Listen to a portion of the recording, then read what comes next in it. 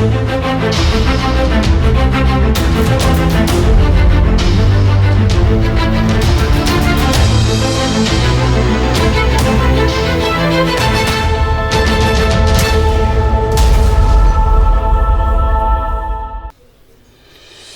Next generation news channel के साथ मैं हूं सपना सिंह और इस वक्त आप मेरे साथ देख रहे हैं पुणे और देश दुनिया की सारी खबरें। आज शिक्षक दिवस के मौके पर प्रधानमंत्री नरेंद्र मोदी ने राष्ट्र निर्माण में शिक्षकों के योगदान की सराहना। प्रधानमंत्री नरेंद्र मोदी ने आज शिक्षक दिवस के मौके पर राष्ट्र निर्माण में शिक्षकों के योगदान की सराहना करते हुए कहा कि छात्रों को गढ़ने के उनके प्रयासों के लिए देश सदैव उनकी आभारी रहेगा। प्रधानमंत्री ने ट्वीट किया, राष्ट्र निर्माण और छात्रों को गढ़ने में हमारे मेहनती शिक्षकों के योगदान के प्रति हम सदैव आभारी रहेंगे। शिक्षक दिवस के मौके पर अपने शिक्षकों के अतुलनीय प्रयासों के लिए हम उनका आभार जताते हैं। इस अवसर पर मोदी ने पूर्व राष्ट्रपति डॉक्टर सर्वपल्ली राधाकृष्णन को याद करते हुए उन्हें श्रद्धा सुमन अर्पित किए। डॉक्टर राधाकृष्णन की जयंती को देश में शिक्षक दिवस के रूप में मनाया जाता है। एक अन्य ट्वीट में प्रधानमंत्री ने कहा कि शिक्षकों से बेहतर कौन देश के भव्य इतिहास से हमारे जुड़ाव को और गहरा कर सकता है। शिक्षक दिवस पर राष्ट्रपति रामनाथ कोविंद 47 शिक्षकों को राष्ट्रीय पुरस्कार से करेंगे सम्मानित। वर्चुअल होगा समारोह। शिक्षक दिवस के मौके पर राष्ट्रपति रामनाथ कोविंद आज एक समारोह में 47 शिक्षकों को राष्ट्रीय सम्मान से सम्मानित करेंगे। यह समारोह वर्चुअल माध्यम से होगा। बताया जा रहा है कि इस अवसर पर शिक्षा मंत्री रमेश पोखरियाल निशंक भी मौजूद रहेंगे। न्यूज की रिपोर्ट के अनुसार देश के 45 शिक्षकों को शिक्षा पुरस्कार जबकि 2 शिक्षकों को स्पेशल कैटेगरी का पुरस्कार दिया जाएगा। इससे पहले राष्ट्रपति रामनाथ कोविंद ने शुक्रवार को कहा कि शिक्षक सही अर्थों में राष्ट्र निर्माता और छात्रों के मार्गदर्शक होते हैं। राष्ट्रपति ने कहा कि अपने तप और संयम के साथ एक शिक्षक छात्रों को देश की संस्कृति की समृद्ध विरासत को समझाने में मदद करते हैं। कोविंद ने शिक्षक दिवस की अपने संदेश में कहा, बदलते समय पठन पाठन के नए तरीके अपनाने की बात करता है जो हमारी युवा पीढ़ी की सीखने, खोज करने और समाज के लिए प्रभावी ढंग से योगदान करने के लिए तैयार करने में मदद कर सकता है। मैं उम्मीद करता हूं कि हमें अपने प्रतिभावान शिक्षकों का मार्गदर्शन मिलता रहेगा और वे महान देश के भविष्य का निर्माण करेंगे। आदर्श शिक्षक छात्रों ने उनके लक्ष्यों एवं उद्देश्यों को हासिल करने के लिए सतत रूप से प्रोत्साहित करते हैं। निसंदेह शिक्षक सही अर्थों में राष्ट्र निर्माता और छात्रों के मार्गदर्शक होते हैं। यही कारण है कि भारतीय संस्कृति में गुरु शिष्य परंपरा का विशेष महत्व है। अहमदनगर में नालों की सफाई नहीं होने से कई घरों में घुसा पानी। संगमनेर में भारी बारिश ने शिवाजी नगर क्षेत्र और शहर के विभिन्न हिस्सों में गुरुवार शाम को तबाही मचा दी है। बाढ़ के कारण शहर के कई घर बह गए। नागरिकों का आरोप है कि संगम की पालिका ने बारिश के नालियों और नालों की अनुचित सफाई के कारण यह स्थिति पैदा की है। इसलिए मानसून से पहले वर्षा जल को साफ करने के लिए नगर पालिका प्रशासन का दावा एक गिरावट के रूप में सामने आया है। गुरुवार को शहर में भारी बारिश के बाद शिवाजी नगर क्षेत्र, स्टेडियम क्षेत्र के साथ साथ उपनगरों में कई घरों और दुकानों में पानी भर गया। कुछ घरों में घुटनों तक पानी भर गया। परिणाम स्वरूप बड़ी संख्या में नागरिक मारे गए। कई लोगों को रात भर अपने घरों से रिसने वाले पानी को पंप करना पड़ा। परिणाम क्षेत्र में एक दुर्गंध थी। इसके अलावा कई चौराहों के बीच सड़क के एक तरफ बड़ी मात्रा में पानी था, इसलिए इस तरफ की दुकानों में पानी भर गया। इस बीच स्थानीय लोगों ने आरोप लगाया कि क्षेत्र में स्वच्छता और वर्षा जल संचयन ठीक से नहीं किया गया है। बाइक और कारें होंगी सस्ती, प्रकाश जावड़ेकर ने जीएसटी दरों में दिया कटौती के संकेत।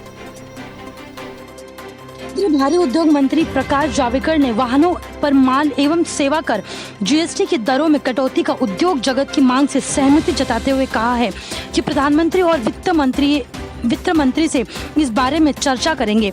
भारी उद्योग मंत्री ने यह भी बताया है कि वाहनों की कबाड़ नीति का प्रस्ताव तैयार हो चुका है और सभी संबंधित पक्षों ने इस राय दे दी है। उन्होंने कहा कि शीघ्र ही इस नीति की घोषणा संभव है। जावड़ेकर ने वाहनों के लिए जीएसटी दरों में कटौती की संभावना के बारे में कहा है कि वित्त मंत्रालय प्रस्ताव पर काम कर रहा है। हालांकि उन्होंने कहा कि उन्हें मामले की पूरी जानकारी नहीं है। उन्होंने कहा, तार्किक तरीके से सोचे, 2 पहिया वाहन, 3 पहिया वाहन, सार्वजनिक परिवहन वाहनों की अलग श्रेणी तथा इसके बाद 4 पहिया वाहन, इस तरह से क्रम हो सकता है। मुझे उम्मीद है कि आप लोगों को जल्द ही कुछ अच्छी खबर मिलेगी। जावड़ेकर ने वाहन निर्माता कंपनियों के संगठन society of Indian automobile manufacturers के 60वें वार्षिक सम्मेलन को संबोधित करते हुए कहा कि सरकार सभी हितधारकों के साथ मिलकर काम कर रही है ताकि मांग को बढ़ावा मिल सके। भाई के बाद क्या अब रिया चक्रवर्ती पर भी लटकी गिरफ्तारी की तलवार? शौविक और सैमुअल मिरांडा को आज कोर्ट में किया जाएगा पेश। शौविक और सैमुअल को आज किया जाएगा कोर्ट में पेश। नार्कोटिक्स कंट्रोल ब्यूरो ने शुक्रवार को सुशांत सिंह राजपूत की मौत मामले में 2 बड़ी गिरफ्तारी की है। रिया चक्रवर्ती के भाई शौविक चक्रवर्ती और सुशांत के हाउस मैनेजर रहे सैमुअल मिरांडा को शुक्रवार को गिरफ्तार कर लिया गया है। दोनों को एनडीपीएस के सेक्शन 20B, 28, 29 और 27A के तहत गिरफ्तार किया है। इन दोनों को ही एनसीबी की टीम आज कोर्ट में पेश करने वाली है। इस घटना के बाद अब रिया पर भी गिरफ्तारी की तलवार लटकती नजर आ रही है। शौविक चक्रवर्ती की गिरफ्तारी के बाद अब रिया चक्रवर्ती भी मुश्किलों में फंस सकती हैं। रिया के लिंक सैमुअल मिरांडा से लेकर गौरव आर्य तक से हैं। इन सभी बातों की जानकारी उनके व्हाट्सएप चैट से सामने आ चुकी है। ऐसे में रिया पर मुश्किलों का पहाड़ टूट सकता है। इतना ही नहीं, रिया को अपने भाई से भी अक्सर ड्रग्स को लेकर बातें होती रहती थी। बता दें कि शुक्रवार को एनसीबी ने रिया चक्रवर्ती के भाई शौविक चक्रवर्ती और सुशांत सिंह राजपूत के हाउस मैनेजर सैमुअल मिरांडा को पूछताछ के लिए बुलाया था। माना जा रहा है कि शौविक की गिरफ्तारी के बाद अब रिया से भी एक बार फिर ड्रग्स को लेकर पूछताछ हो सकती है। इस पूछताछ के दौरान कई और बातें सामने आने की उम्मीद जताई जा रही है। महाराष्ट्र के गृह मंत्री पर भड़की कंगना रनावत की बहन, कहा तुमसे ये कहने का अधिकार किसने दिया? हम मुंबई जाएंगे, जिससे जो होता है कर ले। बॉलीवुड एक्ट्रेस कंगना रनावत इन दिनों एक बयान के कारण चर्चा में बनी हुई है। दरअसल कंगना ने कुछ दिन पहले मुंबई पुलिस पर सवाल खड़े करते हुए शहर को अनसेफ बताया था। इसके बाद से कंगना और शिवसेना के बीच इस मुद्दे पर जुबानी जंग ने तूल पकड़ ली है। एक्ट्रेस ने खुलेआम चैलेंज करते हुए कहा कि वह 9 सितंबर को मुंबई आ रही हैं, रोकना हो तो रोक लो। इसके बाद कंगना को लेकर महाराष्ट्र गृह मंत्री अनिल देशमुख ने भी कहा कि अगर वह मुंबई के बारे में ऐसी टिप्पणी करती हैं तो उन्हें महाराष्ट्र या मुंबई में नहीं रहना चाहिए। गृह मंत्री अनिल देशमुख ने इस बयान पर रंगोली चंदेल ने अपने इंस्टाग्राम अकाउंट की स्टोरी पर लिखा है, और तुम्हें यह कहने का अधिकार किसने दिया? हम 9 सितंबर को अपने घर मुंबई आएंगे, आपसे जो होता है कर लो। अनिल देशमुख ने साफ शब्दों में कहा कि कंगना जिस तरह मुंबई पुलिस को टारगेट कर रही हैं, उन्हें मुंबई में रहने का कोई अधिकार नहीं है। अनिल देशमुख ने कहा, मुंबई पुलिस की तुलना स्कॉटलैंड यार्ड की पुलिस से होती है, लेकिन कुछ लोग मुंबई पुलिस को निशाना बना रहे हैं। एक आईपीएस अधिकारी को तो उन कंगना रनावत के बयान के बाद कोर्ट जाना पड़ा, क्योंकि यह मुंबई पुलिस के अपमान का मामला है। उन्हें महाराष्ट्र या मुंबई में रहने का कोई अधिकार नहीं है। केंद्रीय मंत्री आठवले आए कंगना रनावत के सपोर्ट में, कहा मुंबई में रहना एक्ट्रेस का हक है। कंगना रनावत बनाम शिवसेना और संजय राउत मामला विवादों में बना हुआ है। इस पूरे मामले पर अब केंद्रीय मंत्री रामदास आठवले ने अभिनेत्री कंगना रनावत का समर्थन किया है।